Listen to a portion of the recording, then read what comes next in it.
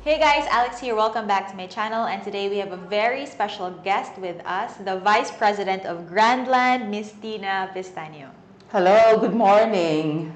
Hi, Ma'am Welcome. Tina. Nice to meet you. Thank you so much for this Thank you. opportunity. Thank you for your time. You missed pa a meeting. I miss her. No worries. Kaya na nila yun, yung mga kasama ko. Kaya na ni Sir Ryan yun. Kaya. So, Miss Tina, can you tell us a little bit about Grandland, which is the real estate development arm of Gaisano? Yeah. Yes. Actually, the Gaisano Grand Group of Companies started its major forte was into malls. I think everybody knows that Gaisano. Yes, everybody knows Gaisano. Yes, everybody They're knows usually Gaisano. the first sa mga cities, the developing cities. Yes, oo. They're At the mga first outskirts, mall. oo. Yeah, Kasi gusto mga namin outskirts. ma-reach out, di ba, to the other nearby towns so that they don't have to go to the city. Oo. Then, later in 2010, 2012 actually, we officially launched the Grandland, which is a real estate arm of the Gaisano Grand Group of Companies.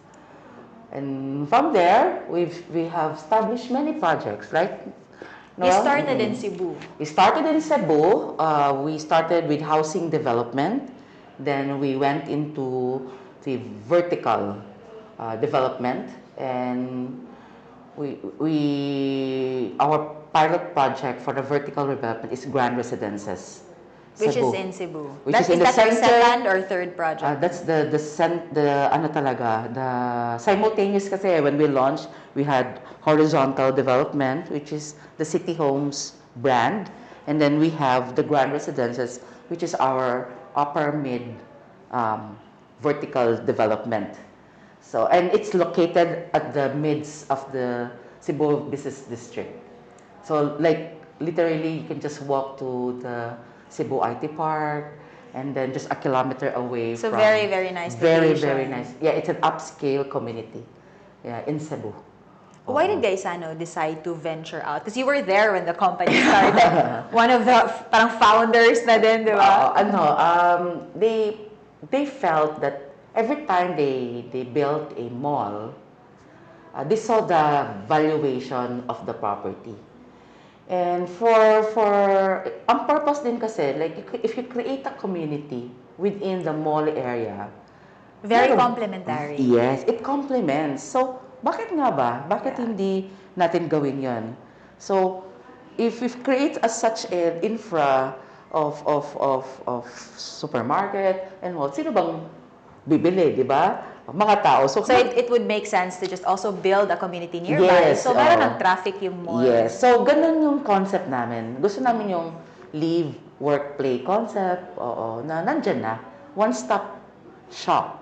Right? Yes, Oo. I agree. I was actually talking about that with Sir Carrie, like the mayor of the Mosaland yesterday. Okay. 'Cause I Ganun also- din yung ano nila. Yeah, Oo. he mentioned the same thing, na the developers now, you don't really see a lot of like standalone developments. Most developers develop townships now. Yes. Because that's the essence of the word condominium, like convenience. Oh, from the word, di ba? Convenience. So you have to provide. And with your age, oh my, di ba, time is of the essence, di ba? Parang time is ahead of you. We want everything to be Everything is nearby. there, nearby. So, parang yung patience ninyo, mas maiksi compared to us Gen Y, Gen X, di ba? So, we have to listen to that. We have to listen to the market, and you are the market. So, we need to provide and we need to adapt. Kaya yun yung mga concept na nakikita namin that works. And we also explore, we get inspired by a lot of developments outside Cebu. Well, I came from Manila developers also, and we also travel and look international developments. Ano bang, di ba? What seems to work? What have you seen abroad that you want to bring back here in your developments with Yun yung mga Grandland? one-stop shop, yung mga na-idea na live, work, play. The townships. The township, the small townships lang. Siguro, this is quite, ano na nga, malaki na to eh. This is a typical example na taga literal. How many hectares is this area, total This area? area, around 8 hectares, right? Yes, and then I think we expanded Yung mall nasa 4 hectare and then yung kalahati is Yeah, for this the is one of the residential. biggest Gaisano malls that I've seen. Yes. We're so proud with this mall. Ang laki, like, Kahit sa Cebu, it's our first time here. Okay. Because usually we just go to SM Lanang because it's near where we live here in Davao. So when we were entering Grand Gaisano, it's really grand. Yes. I went to the underground parking a while ago. We're like, the parking is so huge. So ito talaga showcase to, and this mall complements the residents, the future residents. Di ba? Parang you just across, you live. Yes, live across walking distance lang. Because Amani Grand and the Piazza, it's just across. It's just here in the estate. Yes, in this enclave, this citygate, ano. And dito lang siya eh. So actually that feature or that is a premium feature or a benefit to a resident na nakatira ka across the mall. 'Di ba? Minsan yung makikita mo yung other developers pag binigyan mo ganyang benefit or privilege, wow, it must be a high-end development. But the good thing, we came into the right time. It's timing is everything, di ba? Affordable. We're very affordable. What's the price range of When we started talaga, Amani Grand? Amani when Grand, we started? nasa ano kami, 70,000 per square eh. That's But affordable, now, yeah. How much is it now? Wow, I think we're at 120,000 per square for Amani. Our Amani City Gate in La Piazza is a bit premium than Amani City Gate. So the owners who invested a long time ago are enjoying now the appreciation of their investment. Oo. And the first tower of Amani has already been turned over. We're ongoing. Yes, we're looking into the end of the second quarter to turn it over. So I understand. Na ano lang tayo, di ba? We were halted by for the pandemic. So how did the pandemic affect Grandland? What did you do during the pandemic? Did you sit and wait, or did you continue? We continue developing. Well, for the development side, yes, because it's a requirement. Medyo the IFTF ruling is quite challenging. There's a lot of restrictions. There's a lot of guidelines that we need to follow. So na-delay din talaga kami. Kasi nga, ang required lang, di ba, there's a certain period na talagang bawal. Bawal mag-construct, bawal lalabas yung worker. So, na-halt talaga yun. Then afterwards, inallow 50%. So, medyo, the delays are caused by that. But I think every developer naman is experiencing such delay. Ang nangyari na sa sales and marketing, hindi pwedeng ma-delay. Parang, sige, continue pa rin. Continue selling. Let's re-strategize, and yun, we maximize the online selling. We learned so much, we explored, and we never stopped. We never stopped exploring, changing, and gano'n naman eh, you innovate, you need to be so resilient, and you need to adapt. I think the people who survive, or the businesses that survive after the 2-year ordeal, they were the ones that adapted. Yes. Those have adapted of the situation, and we're glad. I think we Filipinos are all resilient. I think we're very resilient. We're very resilient. Parang sanay na tayo na parang palaging challenge, di ba? Yeah. Everyday challenge. So and then we're resilient with a smile on our faces. We're able to be like that. We need to laugh it out. Mabubuang ka talaga. And you think like, you overthink and but the pandemic also remind everybody. You know, it was a huge wake-up call to what's really important in life. The reflection na, ano ba talaga itong pinaggagawa natin? And I think we have a different, it has a different effect to everyone. We value more our time. We value now our resources. True. Di ba? Parang, di ka pwedeng magsayang, pero hindi ka lang pwedeng mag-hoard. You enjoy whatever you have. At this, parang nagiging you live by the now. Kasi naging ano talaga yan, di ba? The anxieties, I think everybody experience. Yes. And Oo. we value more our relationships. Yes, the relationship, Our the families are getting closer. Walang choice. Walang choice. We're always at home, at least for the last 2 years, always at home. Ngayon, the markets are opening up already. Yes. When it comes to online adaptation, the online adaptation that you mentioned, what changes did you make to be able to adapt? Well, number one, you have to be very visible. You have to act fast. You have to be able to communicate back fast to them.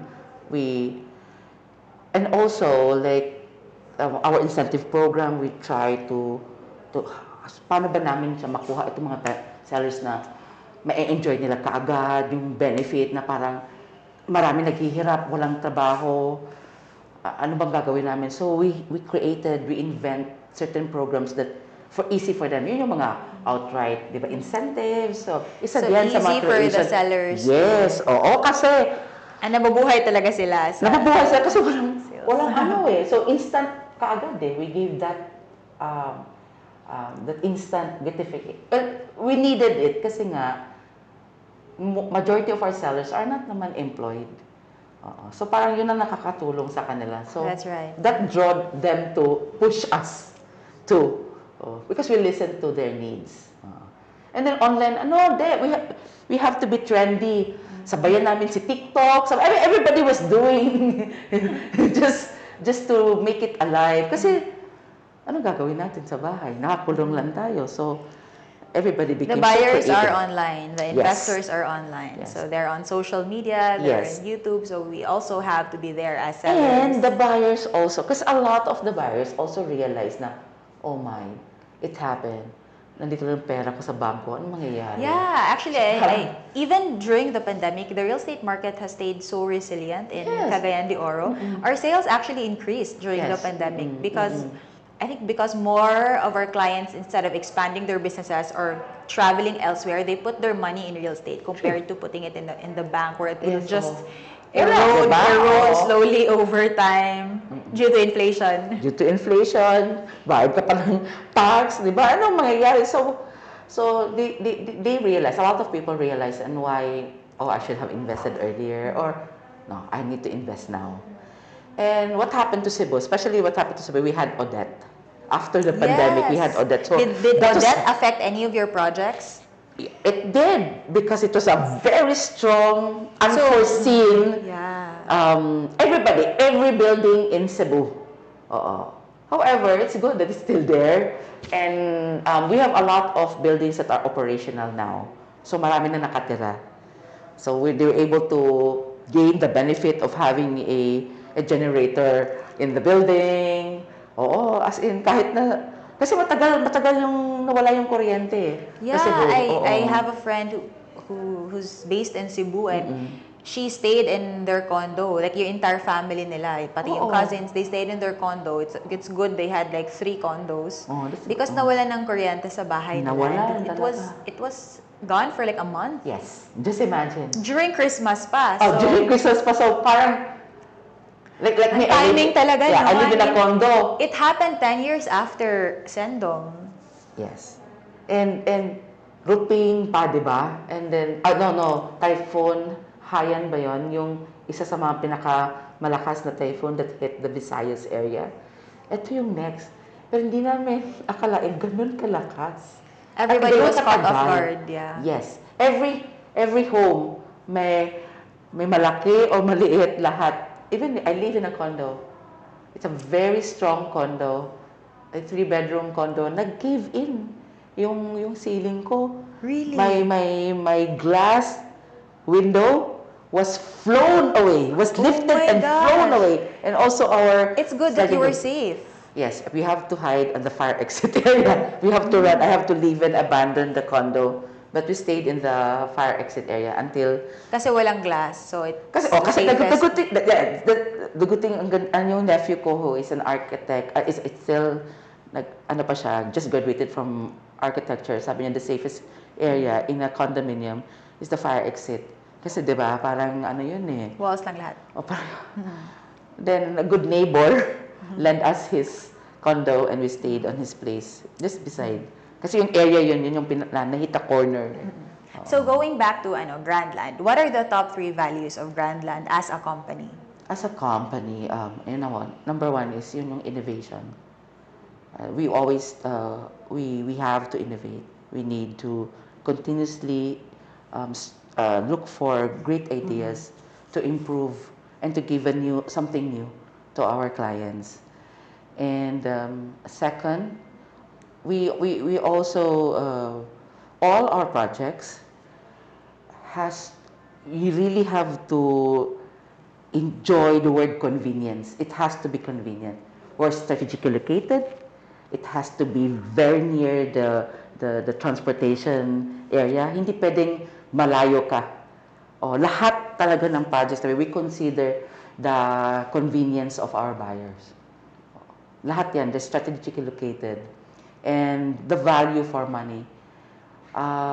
Just to quote, if I were to explain, parang there's this developer na may premium A, may premium B, may B, may C, saka si D. Kami, yung presyo namin C, pero yung amenities mo, saka unit mo B and A. So just imagine, so sulit talaga siya na investment. Sulit siya, it's value for money. And I think that's how we were able to capture much of the market, being young and because the competition is high. I mean, look at how the big developers play, di ba?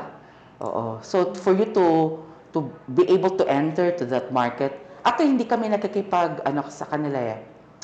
We created our own pond and we become kings in our own pond. Parang you created your own market. Yes, kasi there's this market. Ito meron market dito. So, saan yung gap, doon kami papasok. So, we niche. So, yun ang naging strength namin. Why we're able to capture talaga.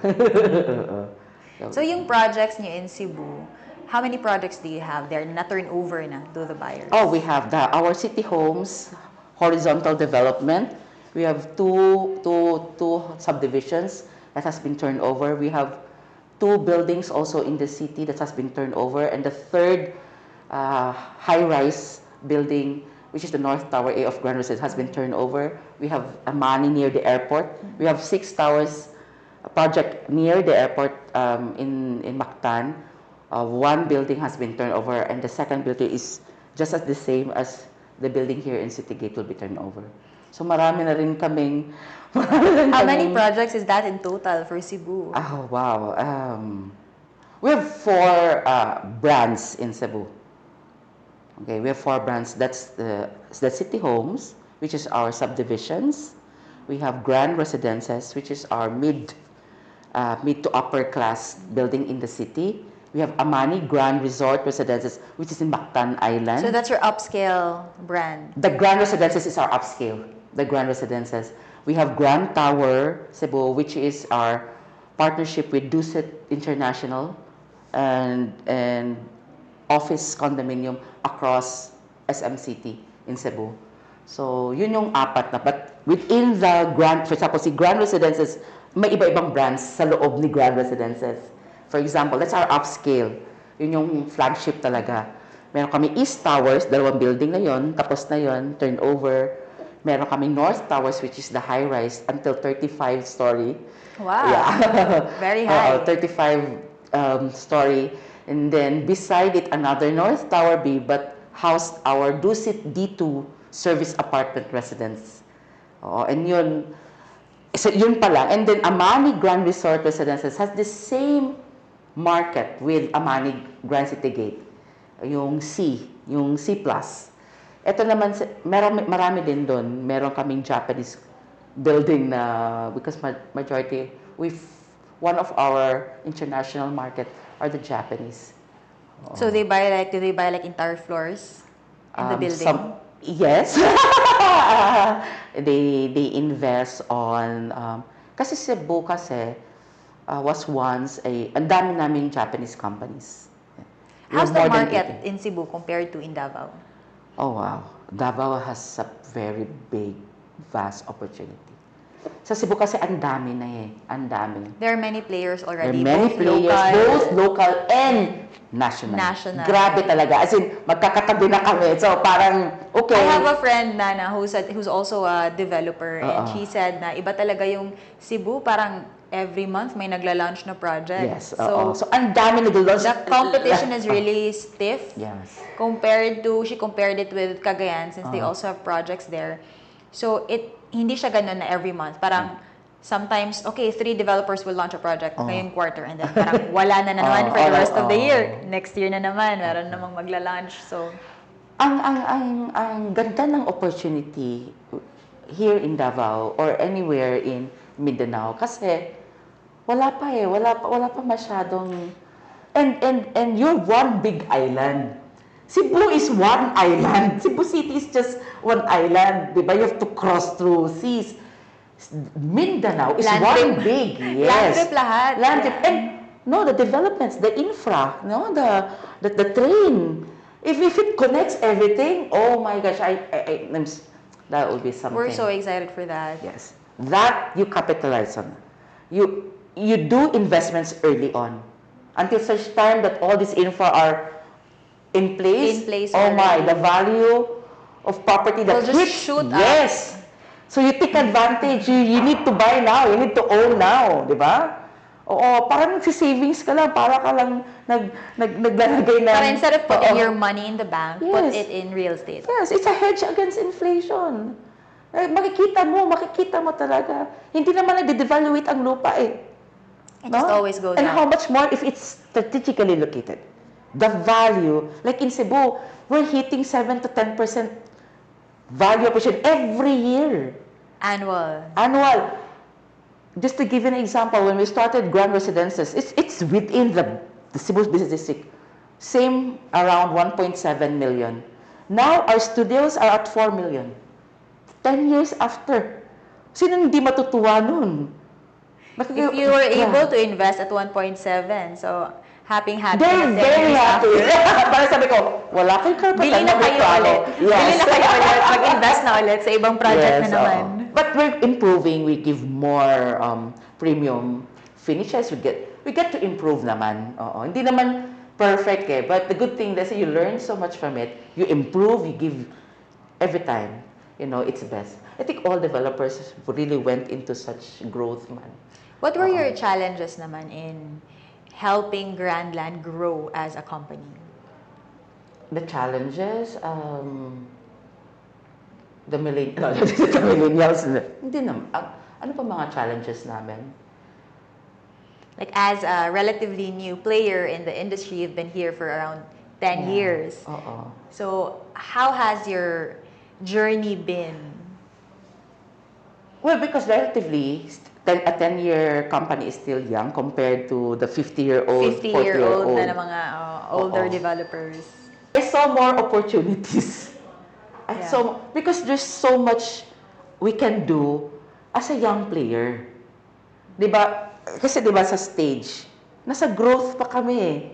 Diba? When you're growing, ang daming opportunities. And it's so exciting. It's so exciting. And as long as you learn to adapt and you listen to the market, you'll be able to adapt talaga and change. And kagandahan namin, more kami na strength, the decisions are easily made. I mean, unlike, I work in a national developer, ang tagal ng process din. Kasi nga, centralized sa Manila. So, yung decision making medyo matagal. Ang daming so, compared to local developers, ang bilis, kausapin mo na si bossing, tapos na decision. Yung boss is andyan lang. Andyan lang, pag hingi ka ng discount, basta as long as pasok sa maganda yun.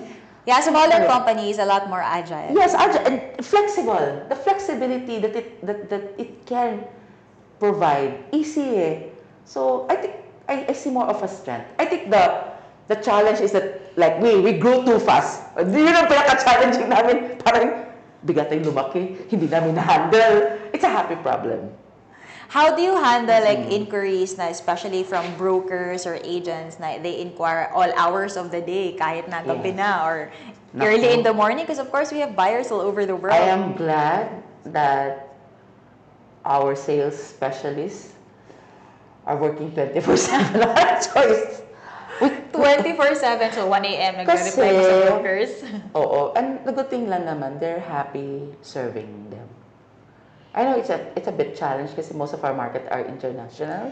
Yes. Eh, alam mo naman, mga Ang demands. OFW are such a strong Sila market. kasi yung market eh. Actually, we have programs. We created programs also. In fact, our leaders, our sales leaders are asking baka yun, doing shifts. But sabi na naman, But kaya actually, naman. Christina, there's an app that can solve that problem. Have you heard of Brookie? Brookie? Yes, it's an I haven't inventory heard. management platform powered by Wow. artificial intelligence. So, Oh. my partner in Truly Wealthy Realty, which is the realty that we own, is one of the startup founders of Brookie. So, I really like to, tell developers about this because I use the app myself because some developers have subscribed to Brookie. So parang merong AI na sasagot the sa... marketing head or staff will just upload all the inventory, the recent inventory, all the computations, price list sa Brookie na app, and then the sellers can access, like the brokers and agents can access it 24/7. Actually, we have that, right? We just partnered with Singaporean group, the Salesforce Management. Parang, ngayon kasi, ano pa kami? Ano ba tayo dyan? Nasa ano pa kami? Beginning stages. Oo, so inputs lahat. Oo. Dalawa siya, nagiging CRM din siya for our sales, individual sales person, and at the same time, our external partners, the brokers, can access and can look into, can even make reservation there online. na. Pwede din. Pwede online reservation. Makikita na nila yung reservation. Online equity payment. So, it's so Oo. convenient for us as the sales force of the developer, right? We're in front. Yeah. The So, yun pa yung namin frontliners. Kahit gusto na namin yung mapaprint na nga yung reservation right then and there eh. Meron ng... So, yun, we got... Last year namin... this year lang namin in-implement. Oo. So, medyo nangangapa pa. Eh, nagka-udet, nagawala yung mga namin. We started doing it the latter part of last year and then we realized, I think we need to make use of it na talaga. Minsan kasi, di ba, from manual, tapos magiging ganun ka. Kasi, sige, gusto nyo, 24/7 kayong gising to attend to all inquiries. Pero iba pa rin ang touch. No, iba pa rin. Hindi naman mawawala yung touch. Hindi nawawala More of a backup yung automation. Yung parang, I can easily access. Yung real time. The ease of access and the convenience. And of course, the person, yung marketing, will still be there to really assist if there's anything that, the buyer needs. What I hope for this new administration to better attend to how fast the internet connections are. We have problems right now in Cebu after Odette. But Starlink is coming here to the Philippines. Starlink. Starlink? Yeah. Wow, that would be... They're the first na, Kasi di ba nag-open na satellite tayo? Na, yung Elon Musk. Nag-open na kasi tayo eh. Because of that new law. A new law na they can own now. 100%. 100%. So, that would be very beneficial kasi may monopoly sa industry, di ba? Like sa telco, sa internet, there's so parang there are only like 1 or 2 players, so we don't have any choice but to subscribe to them. But now that the market is open, the service will just get better and more affordable. Yes.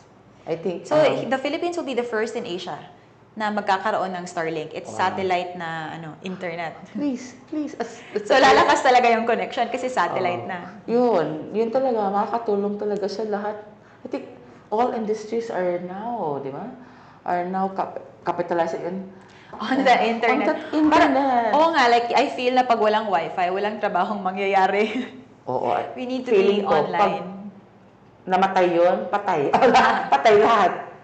What's your advice, Miss Tina, to like the newer developers? Because you were there when Grandland started. You were able to grow it together with your team. So for new developers who want to start developing as well, because the Philippines needs more developers. Yes. There are only around 500 plus active developers. There's still a lack. There's still a lack. Yes. There's still a lack of housing. Yes. Especially in the horizontal development. Yeah, both horizontal, vertical. Kulang pa. Grabe talaga ang Grabe ang backlog. And every year, that yeah. backlog is just getting bigger. Yes, because we're increasing, the population Because the population is increasing, more OFWs are going abroad, like more students are graduating, becoming part of the workforce, and then they're going abroad and they will want to invest in housing. But the developers cannot deliver the volume that is needed because diba, one project takes 2, 3, 4 years to develop and to turn over. So, may ano talaga, in a sense, may limit to what a developer can develop and turn over within like a few years. So we need more players in the industry. Yes, I encourage actually a lot. So what's your advice for those who are new? Well, number one, you listen to the market. The market dictates what we're going to create and what we're going to give. And you provide the basic needs and you study the behavior of the market. You'll never go wrong with that. We don't, before kasi, tama yung sinasabi mo, you fill the gap. We need to fill that. Anybody filling the gap will definitely have the chance to have that share in the market. You don't follow kasi ito kasi feeling mo lang. Trends can help. Pero pag alam mo kung sinong bebentahan mo, alam mo yung kailangan niya, dun serve that. Then you will hit a jackpot talaga. Kahit sabi mo bata pa ako, kasi marami, di ba? I really encourage a lot of developers, new developers, maganda yung competition. It's a friendly competition. People are getting, every developer is really, will really do improve. Kasi may competition ka eh. So, ano ibibigay mo sa kliyente? Yung maganda. Oo. But again, for young developers out there, don't be scared. Just listen. Not because that's what you want. Listen to what the market wants, and you'll never go wrong. Yeah. Yes, give the market what it wants. Yes.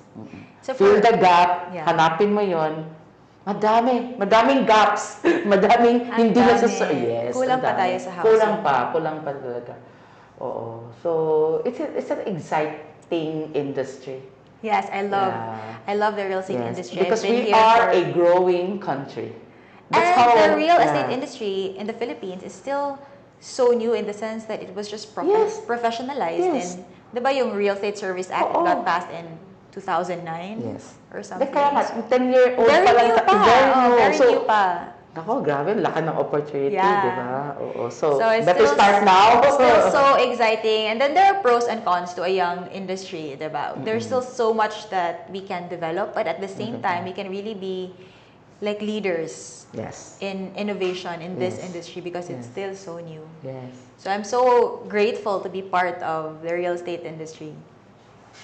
It's the right path. I mean, that's the known path that I'm so most comfortable to.